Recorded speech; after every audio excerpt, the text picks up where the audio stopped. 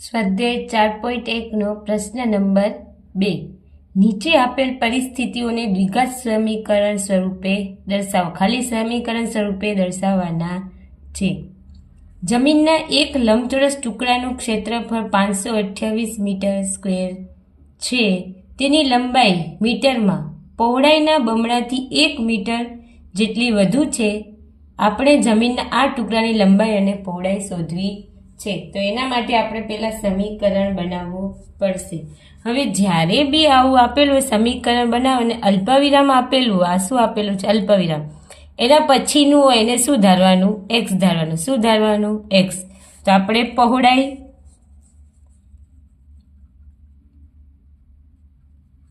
પહોળાઈ બરાબર એક્સ ધારીએ. હવે કીધું છે જમીનનો એક લંબચોરસ ટુકડો, આપણે ખબર છે લંબચોરસ હોય એનું ક્ષેત્રફળ શું થાય? લંબાઈ ગુણ્યા પહોળાઈ. તો પહોળાઈ એક્સ છે. શું કીધું છે? લંબાઈ ગુણ્યા પહોળાઈ 528 મીટર સ્ક્વેર છે. ધારો કે પહોળાઈ એક્સ છે, તેની લંબાઈ પહોળાઈના બમણાથી 1 મીટર વધુ છે. હવે લંબાઈ લખીએ. લંબાઈ બરાબર શું કીધું? પહોળાઈના બમણાથી. તો પહોળાઈ કેટલી છે? એક્સ, એટલે બમણું એટલે 2x. પહોળાઈના બમણાથી 1 મીટર વધુ છે. તો આપણે લંબાઈ મળી ગઈ. હવે આપણે ખબર છે લંબચોરસનું ક્ષેત્રફળ, લંબચોરસનું ક્ષેત્રફળ બરાબર લંબાઈ ગુણ્યા પહોળાઈ. ક્ષેત્રફળ આપી દીધું કેટલું છે? 528. લંબાઈ કેટલી આવી? 2x + 1 અને પહોળાઈ x. ગુણાકાર કરી દઈએ. Is equal to 2x² + x. બાજુ લઈ જઈએ એટલે 2x² + x - 528 બરાબર 0. આ સમીકરણ તમારે મળી ગયું. સમીકરણ સોલ્વ કરી અને એની લંબાઈ અને પહોળાઈ આપણે શોધી શકીએ છીએ. 4 માર્ક્સના દાખલામાં લંબાઈ અને પહોળાઈ પણ આપણે અહીંયા સૂચના આપી છે કે ફક્ત સમીકરણ શોધવાનું છે, એટલે સમીકરણ શોધીને દાખલો એમને એમ રહેવા દઈશું. ચાલો બીજું છે, 2 ક્રમિક ધન પૂર્ણાંકોનો ગુણાકાર 306 છે. આપણે આ પૂર્ણાંકો શોધવા છે. શું કીધું? 2 ક્રમિક ધન પૂર્ણાંક. હવે ક્રમિક હોય, હવે જો 11 અને 12 એ સંખ્યા કેવી થઈ? ક્રમિક થઈ. ક્રમિક હોય તો 11 + 1 કરીએ તો શું આવે? 12 હોય. ક્રમિક ધન હોય કે ઋણ હોય અથવા તો યુગ્મ હોય. યુગ્મ હોય તો યુગ્મ એટલે બેકી સંખ્યા. ક્રમિક કીધું હોય તો x + 2 આવે. કેમ? 4 પછી એમાં 2 ઉમેરીએ તો 6 આવે. પણ અહીંયા શું કીધું છે? 2 ક્રમિક ધન પૂર્ણાંકોનો ગુણાકાર. હવે હંમેશા ધન પૂર્ણાંક, તો આપણે ધારો કે પહેલી સંખ્યા x ધારીએ. 2 ક્રમિકમાં પહેલી સંખ્યા ધારો કે ધન પૂર્ણાંક બરાબર x. x છે તો બીજી ધન પૂર્ણાંક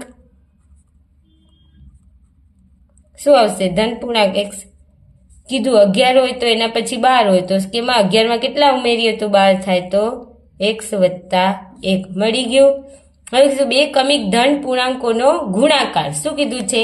ગુણાકાર. 2 ક્રમિક ધન પૂર્ણાંકો મળી ગયા, એમનો ગુણાકાર x + 1 = 306. તો આવશે x² + x - 306. આ બાજુ આવશે = 0. તો આપણે આ સમીકરણ મળી ગયું. હવે છે ત્રીજું, રોહનની માતા તેના કરતાં 26 વર્ષ મોટા છે. આજથી 3 વર્ષ પછી તેમની ઉંમર દર્શાવતી સંખ્યાનો ગુણાકાર 360 હશે. આપણે રોહનની ઉંમર શોધવી. હવે પહેલા દાખલામાં હું તમને શીખી, જ્યારે દાખલામાં અલ્પવિરામ હોય તો એના પછી જે લખેલું એ શું ધારવાનું? એક્સ ધારવાનું. હવે જ્યારે કરતા આવેલું વાક્યમાં કર્તાની આગળ જે હોય એ શું ધારવાનું? એક્સ. હવે શું કીધું છે? રોહનની માતા તેના એટલે કોણ આવ્યું અહીંયા? રોહન. તો આપણે રોહનની ઉંમર શું ધારવાની? એક્સ ધારવાની.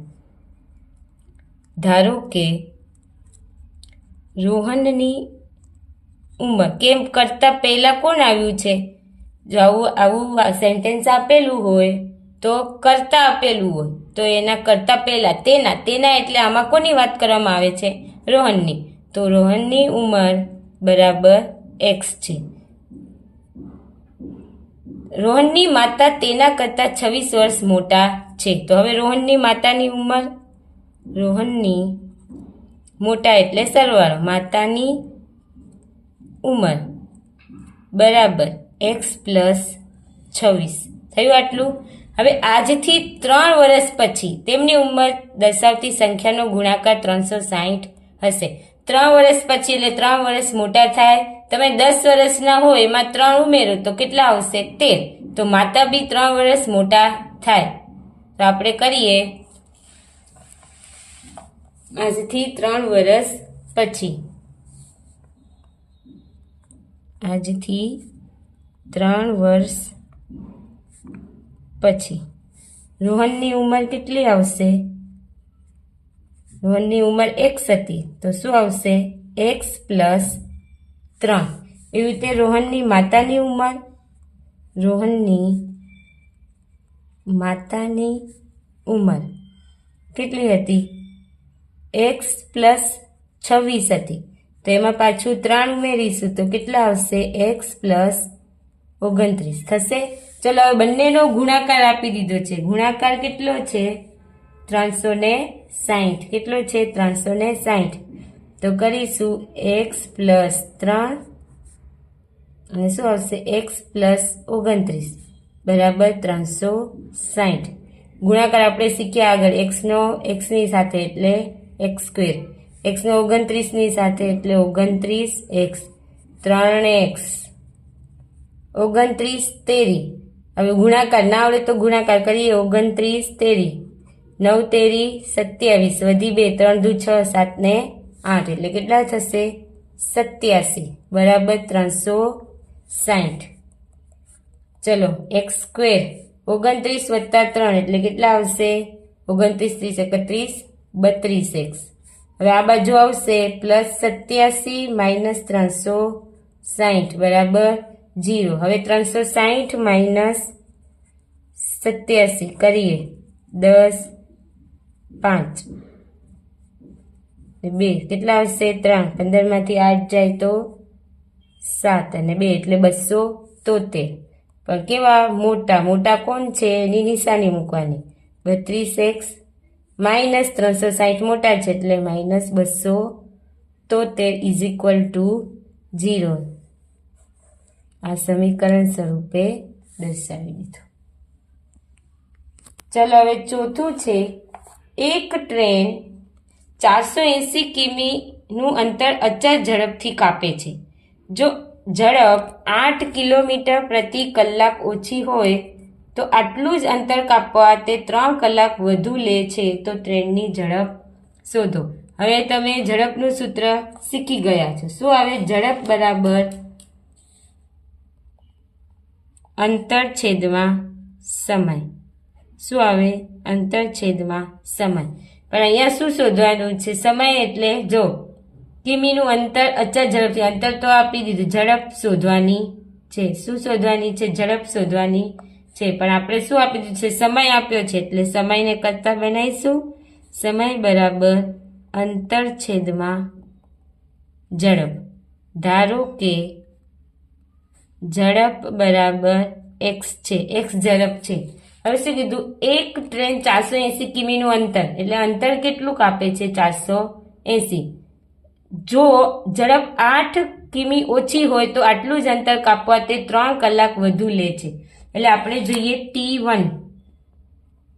t1 એટલે સમય થશે. આપણે અહીંયા કીધું t1 અંતર કેટલું છે? 480. ત્યારે ઝડપ કેટલી છે? x. પછી t2 480 ત્યારે ઝડપ કેટલી થઈ જાય છે? 3 કલાક 8 કિમી ઓછી થઈ જાય છે. બીજું શું છે? 480 અંતર કાપવા એમની જે ઝડપ છે એનાથી કેટલી ઓછી થઈ જાય છે? 8. એટલે આપણે x માઇનસ 8 થશે. x minus 8. હવે કીધું કે આટલું જ અંતર કાપવા 3 કલાક વધુ લે છે. હવે અહીંયા તમને એવું થશે, T1 માંથી T2 બાદ કરીએ કે T2 માંથી T1 બાદ કરીએ તો અહીંયા કીધું છે ઝડપ ઓછી કરવી છે. હવે ગેરવાળી ગાડી હોય એમાં ઝડપ ઓછી કરવા તો વધારે ગેર હોય એમાંથી ઓછા ગેરમાં ગાડી લાવીશું તો શું થશે? એની ઝડપ ઓછી થશે. અને જો ઝડપ વધુ કરવી હોય તો ઓછું ગેર હોય એટલે કે T1 હોય એમાંથી T2 કરવાનું. અહીંયા શું કીધું છે? ઝડપ ઓછી થઈ જાય છે એટલે કે T2 બીજા નંબરનું ઘેર હોય એમાંથી પેલા નંબરના ઘેરમાં જવાનું. બરાબર કેટલો? 3. ચલો અહીંયા લખીએ T2 માઇનસ T1 બરાબર 3. કેમ? શું કીધું છે? અહીંયા ઝડપ ઓછી થાય છે. ઓછી થાય એટલે ઘેર ઓછું કરવા આપણે વધારેમાંથી ઓછા ઘેરમાં લઈ જવું, ઝડપ ઓછું કરવા. ચલો T2 આપેલું છે, લખી દઈએ 480 માઇનસ 480 છેદમાં x અને કેટલું આપેલું છે? બરાબર 3 આપેલું જ છે. ચલો ચોકડી ગુણાકાર કરી દઈએ એટલે શું આવશે? 480x માઇનસ 480x માઇનસ 8 બરાબર 3 છેદમાં x માઇનસ 8. આવ્યું આટલું?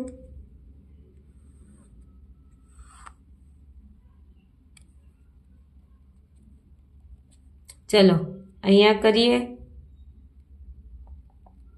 480x અને અંદર ગુણીએ તો 480x માઇનસ માઇનસ પ્લસ. હવે ગણીએ 48 ગુણ્યા 8 ગુણાકાર કરીએ. c ગુણ્યા 8 0 8 64 8 ચોક 32 ને 2 38 એટલે કેટલું આવ્યું? 38 40 બરાબર 3 ભાગ્યા x માઇનસ 8. લસા લીધો એટલે અહીંયા. ચલો હવે આ પ્લસ અને માઇનસ ઉડી જશે. આ છે અહીંયા ભાગાકારમાં છે એટલે અહીંયા શું આવશે? ગુણાકારમાં. તો આવશે 3x માઇનસ 8 બરાબર 3840. ચલો હવે અંદર ગુણાકાર કરી દઈએ. 3x સ્ક્વેર 8 તેરી 24x